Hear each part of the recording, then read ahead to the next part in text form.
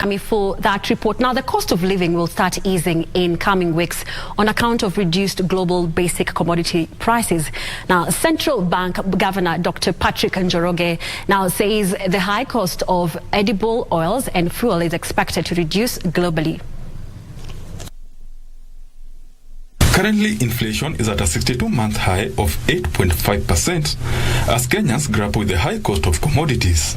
The central bank says it expects the retail price of most commodities to stabilize in coming weeks as global crude oil prices reduce. CBK Governor Patrick Njoroge told members of the National Assembly that the country might not need subsidies in the next few weeks as prices of most basic commodities, including edible oils, will have reduced drastically. Since June, the global prices of a lot of the things that we import has begun to come down. And it will continue, we hope.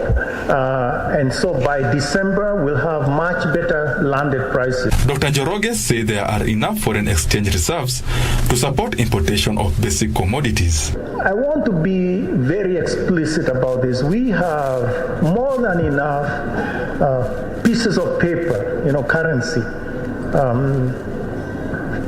for the country.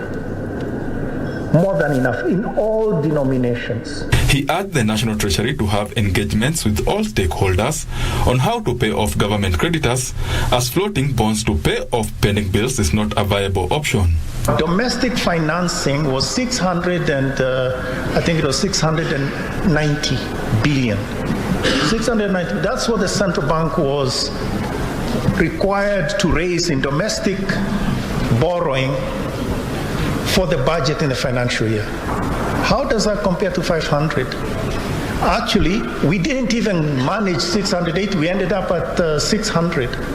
So I think the point is, I would want us to have a conversation, so that we can put our 2 cents in the mix. The 13th Parliament has been advised against approving any new debts before the current ones are managed.